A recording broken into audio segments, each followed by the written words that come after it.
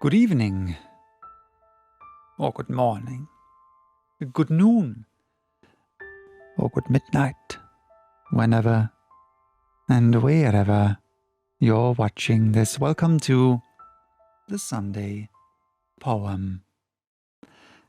I don't think it comes as much of a surprise when I say that I have a thing for the dark. But I also have a thing for the funny, for the lighthearted, for the nonsensical. And today it's one of those poems. So let me switch the light on. Today it's a poem by Oliver Herford, whom I didn't know before and whose work I didn't know before. And I stumbled over his poetry while doing research on what I can read on this channel.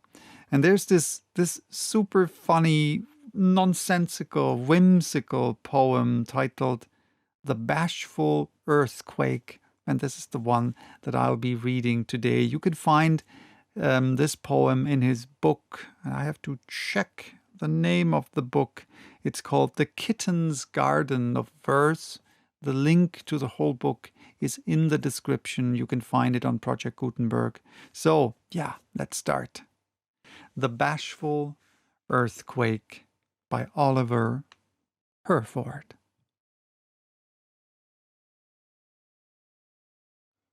The earthquake rumbled and mumbled and grumbled, and then he bumped, and everything tumbled, bumpety-thump, thumpety-bump, houses and palaces, all in a lump. Oh, what a crash! Oh, what a smash! How could I ever be so rash? The earthquake cried. What under the sun have I gone and done? I never before was so mortified. Then away he fled, and groaned as he sped, This comes of not looking before I tread.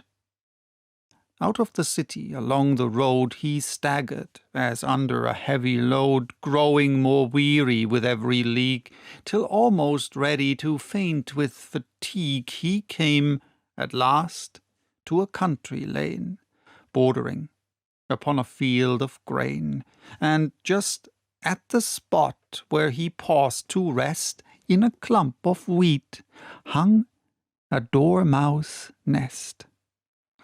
The sun in the west was sinking red, and the dormouse had just turned into bed, dreaming as only a dormouse can, when all of a sudden his nest began to quiver and shiver and tremble and shake. Something was wrong, and no mistake.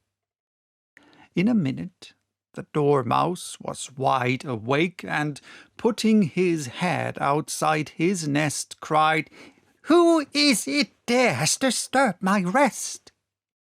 His voice, with rage, was a husky squeak. The earthquake by now had become so weak he'd scarcely strength enough to speak. He even forgot the rules of grammar. All he could do was to feebly stammer, "I am sorry, but I'm afraid it's me. Please don't be angry. I'll try to be." No one will know what he meant to say, for all at once he melted away. The dormouse, grumbling, went back to bed. "Oh, bother the bats," was all he said.